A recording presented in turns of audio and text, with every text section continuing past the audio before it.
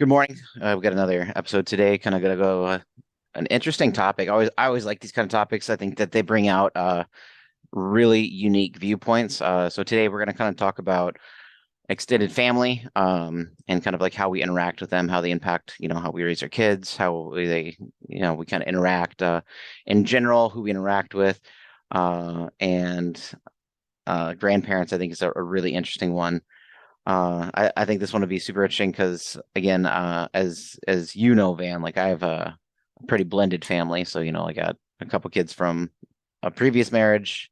I got one from my current, and then my family tree, like, for myself up is a freaking mess. And you're a little bit different. So I think it'd be super interesting to Yeah, kind I'm of kind of when you said what my family's like traditional, I think what I think about is like everyone loves Raymond kind of thing. Uh, where my parents can barge in at any time, but they're just not across the street. They're just actually in the room all the time. So yeah. So for you, I think kind of a fun way to start. Well, fun way for me because I always think it's interesting because again, we are a little bit different. Is so for you, you actually, like you said, you live with your parents, um, which is cool. Like you bought your own house. You're helping yep. take care of your parents, so it's a little bit different. It's not like you're still living at home, like fresh out of college. This is a choice that you've made. And they spend part time with you, part time in Vietnam, and you just re-picked them up from Vietnam this weekend, correct? It was a struggle before they left. We were living together during the pandemic, and that was hard stuff. 3 years and I was telling one of our coworkers when I went to the office the other day, uh, our house is two-story, 1,500 square feet, unfinished basement. So we were on top of each other quite a bit. So if you can imagine something like that, where you couldn't really go anywhere, the only spot you could really go was the grocery store, and they went every day when it was the pandemic. And it's like, oh, yeah, you can go for a walk in the grocery store. And I think they typically went to the mall because we live pretty close to the mall. But it's kind of like, oh, yeah, go ahead and go. And then, oh, you're back already. Yeah, that was a good little Yeah. break there. But yeah, I picked them up on Friday. It was pretty early morning. They got off the plane around 9. We live like 2.5 hours from Chicago. Pick them up from O'Hare. It's a long ride, but I mean, I think things that have happened since they've been away, things that have happened with my daughter and stuff like that, kind of has given us a different perspective, and it's just for me and my wife, it's just something that we think about in terms of what can we do with what we have, kind of thing. So what's the what's the best that we can do? What's the right thing to do in every situation? And Yep. when we think about how my parents can either stay with us or live with somebody else or live on their own, I I am the youngest of six, and they have sort of tried their hand at living with other siblings, and that hasn't really worked out. In terms of what home looks like, and that's something I wanted to talk about and get what your kind of perspective was and how your relationships are. Well, we're in a very traditional household, and I don't know how traditional it is today for the Americans and stuff like that. It's probably traditional in the 1980s. I don't know if 90s anymore. But for us, it once I get married and um, the daughter-in-law comes home and lives with me, she has very traditional responsibilities and roles that are expected of her. A really traditional kind of like housewife role. She's taking care of kids, she's taking care of the family, like, the domestic duties, so to speak, Right. food, house, laundry, Yeah. eventually children, all that jazz. And she does not like current, like I know that she, kind of runs her own business, but at this time, was she just doing the mom thing or was she like trying to do her own business or kind of, Just trying to do it all. And I see her going through that, and there's a there's a certain point where I let her do it because there's some unknown circumstance, or not circumstances, but consequences if I don't. what is the relationship you're looking for? I don't want her to have to take care of everything like that. There are certain times where um, I lived on my own from basically graduating from high school to living with Ian. I mean, Mhm. I've had roommates, but those were friends. So I knew how to take care of myself, knew how to cook for myself. Um, so from that time, I was 18 to basically 27. So 9 years. Um, yeah, I knew how to take care of myself. I knew how to do my laundry. I knew how to wash my own dishes. I need like all that stuff. So coming in and living with somebody, uh, and then also having my parents have those certain expectations, I'm it's been a constant kind of negotiation with everyone. Like Where does what does everyone do? I mean, we're coming back, trying to restart this relationship from zero and trying to make it better, trying to be a little bit more understanding of things. um, Um, so let things go a little bit more. where does Ian stand? So I mean, like I understand, like so, and I've talked offline about this. Um, I'm a big fan of partnership, right? Like I really I do respect, the traditional gender roles, right? Um, there's some stuff my wife super hates to do that I need to be better at laundry example. Like my wife hates it. I need to be better about helping. Um, but kind of where does Ian stand? Like, Ideally, she would want it to be like how I want it, shared, everything shared. mhm.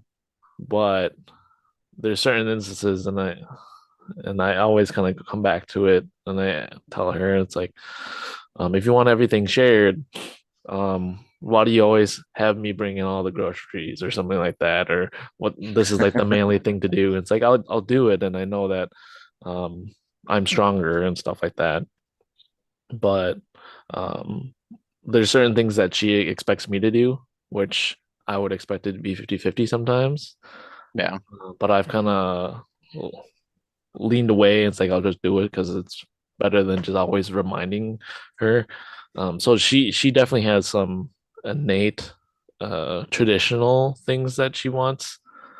But also ideally she wants those kind of 50-50. I've always looked at and I don't stick to this because I will openly admit sometimes I suck. I always try to do so like 'cause I don't think 50-50 is like realistic. The reason being because the 50% that I think I'm doing is probably closer to maybe 40%, maybe 30%. And then you always underestimate what your partner is doing, right? So you undervalue their contribution and you overvalue yours. So I try to do like in my mind, which I know is never accurate, I try to do 60% all the time, realizing that's probably still only like 40%. And then, I always assume that my wife Darla is, doing more. Um, and that has been helpful for me. Yeah. Yeah, that's And then so, something that's something you told me about.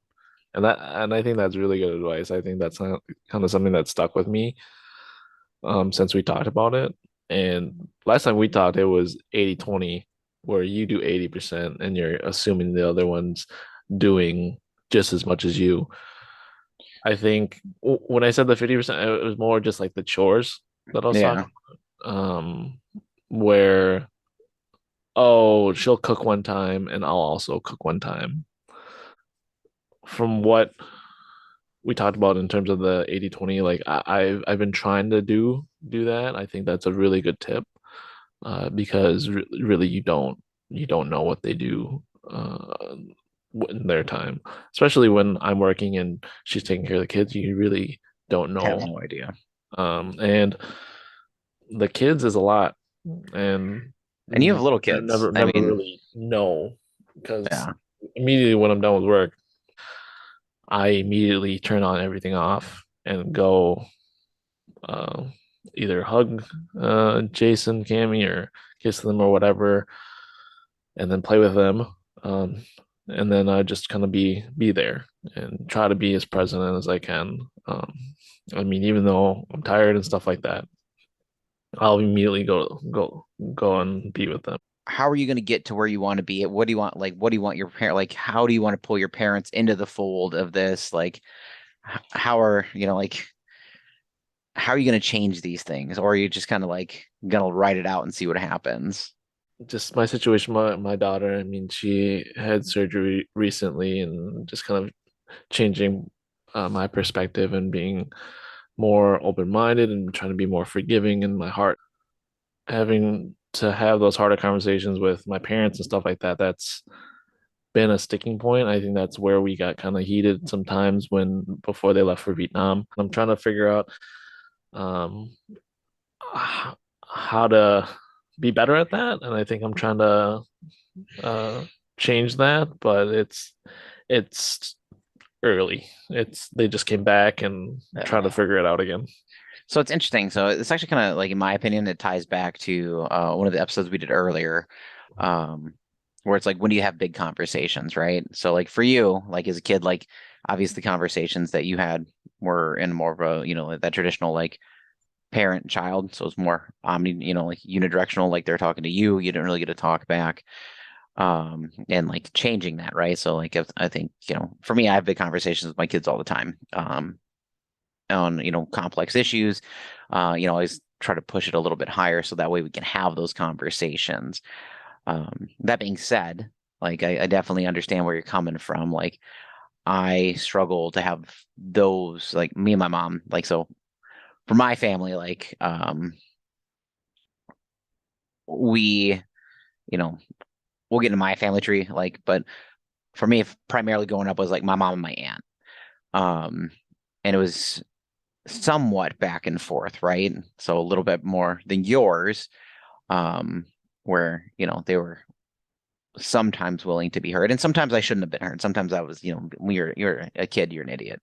I actually told another young man this recently. Like, we had a wrestling tournament we were at, and I'm talking to his mom, and he had some comments. I was like, "Yo, you're a great kid," but I was like, "You're like a little, 13 years old. Like, no offense, but you're an idiot because you just don't know enough about life." Like, and he's like, "Yeah," he's like, "That was actually a pretty dumb thing to say." And I was like, "Yeah," I was like, "You're cool, man. I like super, super respect you, but like, that was dumb."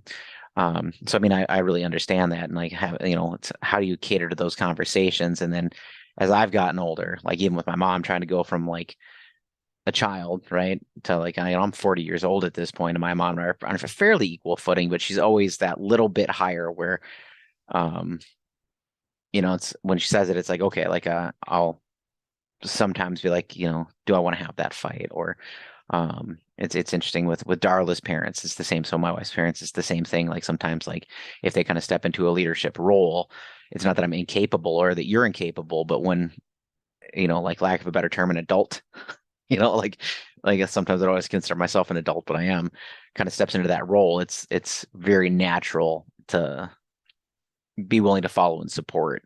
Um, and it's always interesting. So I mean, it's how do you shift that? Like how do you have those big conversations now that you're an adult and your parents are adults, but at the same time there's that weird dynamic of they're your parents. So how do you kind of plan to attack that? Or not gonna attack, I guess I always say attack because that's kind of my personality, but like, address it. Like, is there, a format that you're going to try to go into, or you're going to have like a conversation of like, hey, like, I really want to just have a more open communicative relationship with, like, let's work as a team. Like, you're going to look at some of the Jocko stuff, like I love Jocko. I know that, I don't know if you love him as much as I do. Like some of his leadership stuff, I find to be like, I do use it at work sometimes. I use it in my personal relationships probably a little bit more. Um, What pieces do you use of him? I take extreme, like I like extreme ownership. So like I look at it for my life, everything that happens in my life is my fault. Even if like there's times it's not your fault, like bad stuff happens to good people, but it's like how did I get here and how I handle it is how I do it. So and I teach my kids that like everything that kind of happens to them like is directly related to their decision. So and for my kids, they're still pretty little, so if they lose in a sport, okay, it's like what decisions did you make that got you here? Okay, if I got a bad grade, what decisions do they make? And then it's having them take ownership of how do I fix it. So I use that in my relationships, like with my little, I love my little brother. He's an idiot. Like I think you guys are the same age, and like he's an idiot. And I spent a lot of time on the phone because he was making some bad choices, and it was like, hey, like you got to own this stuff, man. Like you got to choose to be better. So like, how do you plan to kind of have those conversations with your parents? Like to, hey, like let's be a team. Let's raise it. Like I want you to be part of my kid's life, but I'm dad. Ian's mom. Like this is the direction we're going. Please, like let's at least walk somewhat in the same direction. Yeah, I mean it's something that I'm constantly working through. I think having conversations like this is very reflective. There was, I think there was a before we started recording podcasts and stuff like that. I think there was a single recording of myself just reflecting about just dropping them off at the bus stop. And before they left for Vietnam, it was just for me, I needed some way to just let off everything and all that steam. So I think that's something that I may come back to and listen to. But yeah, it's definitely easier said than done. I think those uh, prior relationship dynamics are something that everyone has to deal with, um, and figure out how to overcome. And it's it's something that it's just not myself. You have to be cognizant of my wife and how my kids are going to be raised. So even having those difficult conversations really, if it wasn't for my wife and my kids, I wouldn't even really have them, I think. Uh, so just in terms of how my parents interact with them and how they're teaching them something or giving them something, it's you kind of have to think about how is that going to impact Jace? How is that going to impact Cammy when they grow up? Or kind of blocking those things off and figuring out like what's the best thing for them and figuring that out. And that just kind of takes, I think there's a lot of different emotions. I think there's fear, and then there's just a sense of the unknown, just thing that you've been used to. So just getting out of that zone, I get comfort zone, I guess, of what it was.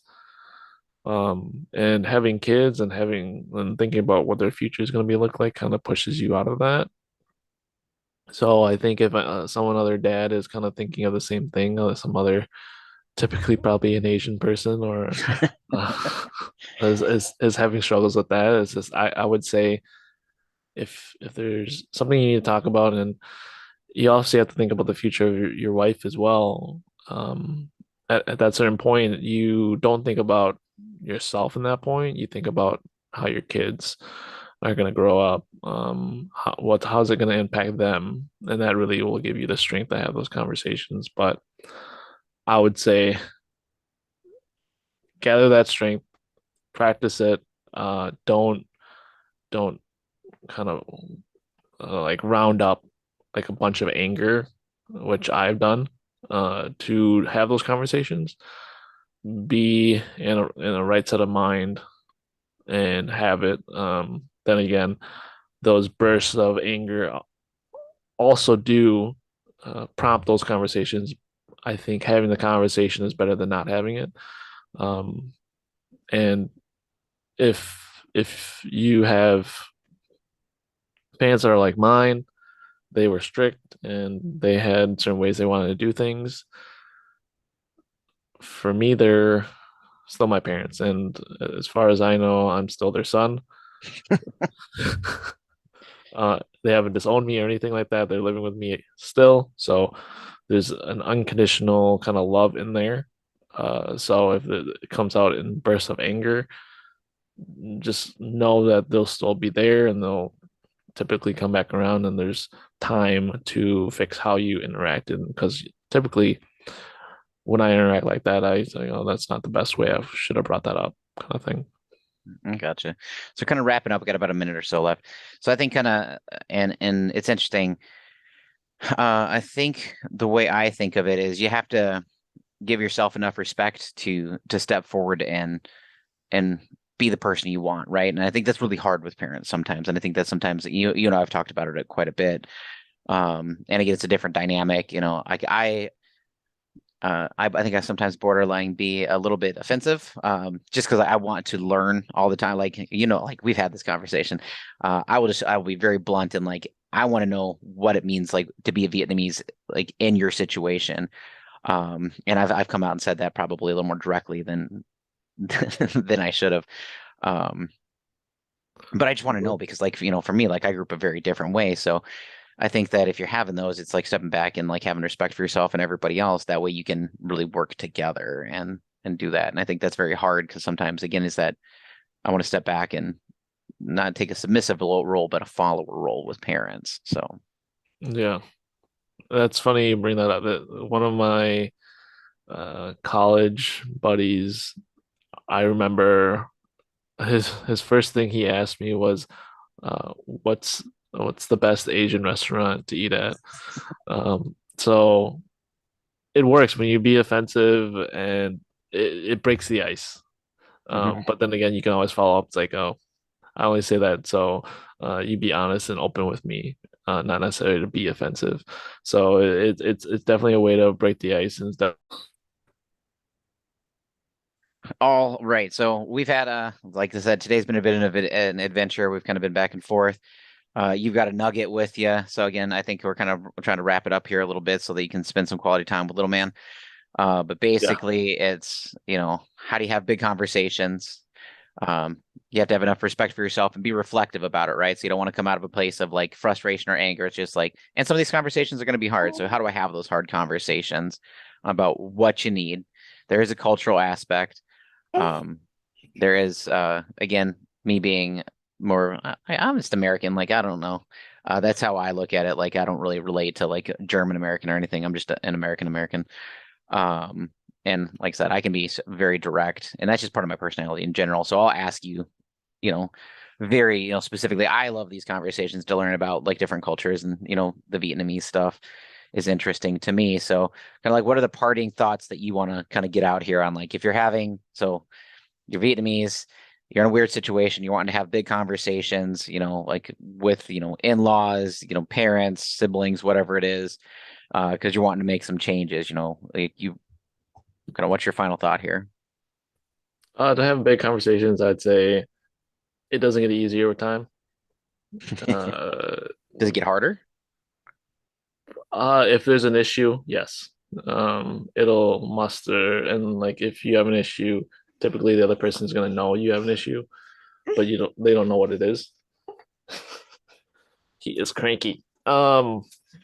Just But needs to yeah, simmer. just I would say find um find it within yourself, and I say look to your kids as motivation to have those conversations. I would just say have those conversations, have enough courage to have those conversations.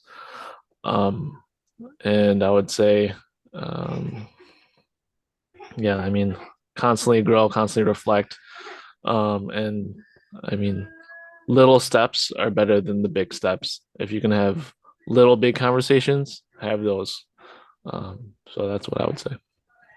All right. I like it. I think that you're right. I think that sometimes a nipping it in the bud is the right thing to do. And I think with parents specifically, you can't come in like a wrecking ball and have like a really big hard conversation right away. Like you got to have, I think, baby steps of, hey, like this is what I'm looking for. What are your thoughts? Hey, this is what I want. This is my kid. This is where we're going. Can you help get me there? Sometimes like that's how I put it too. Like, this is where I'm going. I need you to help me get. I really need help. Sometimes it's like, it's where we're going. Help me get there. And then they'll be really cool. So I think that's all we got. And we'll kind of see what the next one looks like. All right. Go enjoy your day with your family. Thanks, Brian. All See ya. right. Bye.